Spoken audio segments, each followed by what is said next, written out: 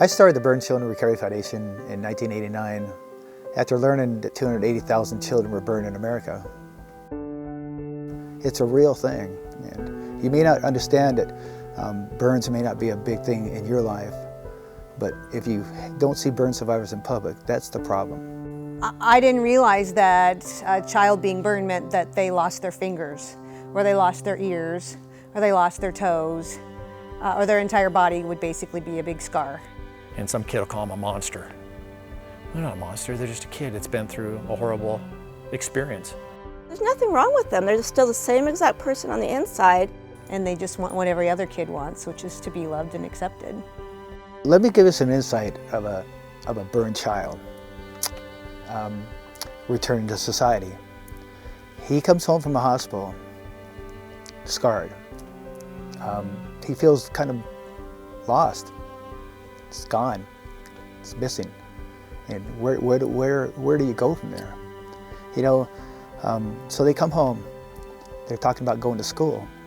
Now think about that. Think about going to school with scars on you. How fearful that would be. The anxieties start as soon as you wake up in the morning. As you approach that door to walk out, the anxieties get worse because you're not clear of what kind of abuse you're going to get today. Because as a burn survivor, you know you're going to get some kind of abuse, neglect, negative response to your scars. So you walk out the door with fear, and it's a battle. It's a battle just to get on that bus. It's a battle to ignore the giggles. It's a battle to ignore the name calling down the hallways.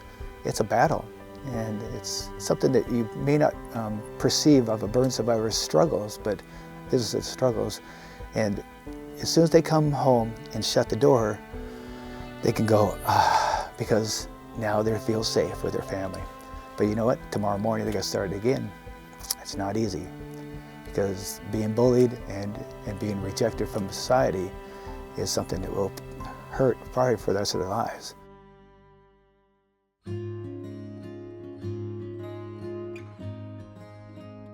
You know, I was burned in 1967 from a fire gasoline explosion. I went through 64 surgeries, went back to school, endured a lot of the bullying, antisocial rejections. But for some reason, I just knew that I was preparing for something in my life. You know, we set up the Burn Children Recovery Foundation based on my history from my recovery. School clothing, pride, rebuilding, self-esteem.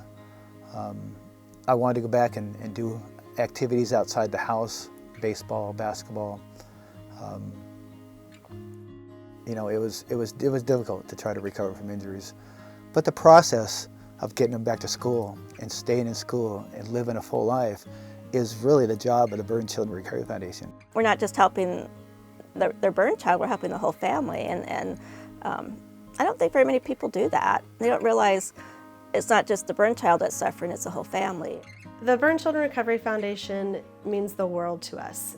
We wouldn't be able to do so many things without them. It just means the world to know that I have them to lean on, that my kid has them to lean on. Many families, after their children first are burned and leave the hospital, all their insurance has been used up, and they are just lost. There's a lot of parents sleeping in cars, eating out of ice chests. So this is what we provide for the families. We provide money for that, transportation costs, for the lodging, for the meals for the families while they're in the hospitals. It's very, very important. Hobby costs are real important. We want the kids to go back to what they love doing. We want them to still love life and so we help, you know, like we'll help pay for their hobbies like music or dance or cheer, or, you know, if it's drawing. So we ask them what do they enjoy doing, arts, crafts, ride a bike, you know, whatever it takes to get them outside that house, this funding is used for that. It's great to know that what we do, helping them through life and teaching them the skills they need, they're living full productive lives and being out there in public and not having any more issues, and that's what we strive for.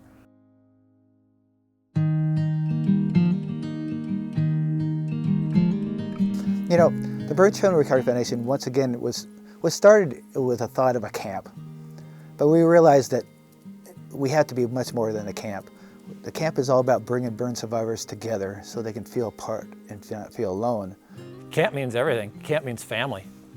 You know, Camp Phoenix is a family. There's just no other two ways about it. We make a connection with every single child that comes there. When they get to come to Camp Phoenix, they get to just be kids around other kids. And I think that's what's so important about it. So the stigma of the scars or the self-consciousness about the scars just fades away. The camp itself is a youth outreach that does more than just have fun. It teaches the kids self-respect, self-confidence, and how to love themselves despite what the outside looks like. That in itself is something that as a parent you can teach your kids, but they don't really understand until they see it in practice from other people just like them. Probably within a couple hours they turn into kids again, which is really a miracle thing to watch. To see a shut down soul recover in just a short amount of time because they're around others like them. A lot of the staff and counselors are burn survivors themselves. And so, you know, if we were to put a dollar sign on each kid and say, this is how much we have this year, we can only take this many kids, what I would love is to see that we don't have to do anything like that with the foundation, that we can just say, any child who needs us, we can bring you in. The true power of camp is they realize they're not alone. And we bring a lot of volunteers and that come to the camp. And so throughout the week, there's hundreds of people that come in their lives and accept them unconditionally. This changes their process about how they feel they're accepted in society. That 1 week alone is what gets these kids through, where they can look forward to the following year and the friends that they've made throughout the country that they stay in contact with all year long, because there's something about being in a place where you feel safe and you feel accepted and you feel loved. That's what camp does. Hope to see you at camp.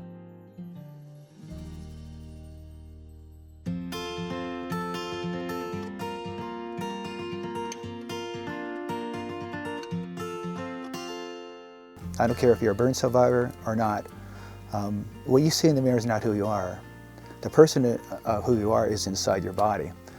Sometimes this body you're born with diseases, with deformities. So sometimes in life you get in accidents and things are going to happen to you. But as long as you keep that core structure inside yourself whole and realize that you're a person and a spirit, you'll do better in life. You really will. So, you know, we teach the kids that don't look in the mirror and perceive yourself with the scars. You know, love yourself from inside. We hope that you hear the cries of our kids and realize that you don't see burn survivors in public, and that's what the problem is. We need your help. We can't do it alone. These kids cannot return to school without funding. They need their clothing, they need the surgeries, they need the medical care, and also the counseling. They need to come to camp in Phoenix House. They need to understand what it is to accept themselves, because it's, as you all know, it's hard to accept yourself, no matter if you're burned or not. But you put scars on your face and your hands and try to accept yourself. It's a difficult thing. But that's what the Burn Children Recovery Foundation was founded, to make sure that these kids get a full and clear chance to return to full life, in which we're all entitled to, right?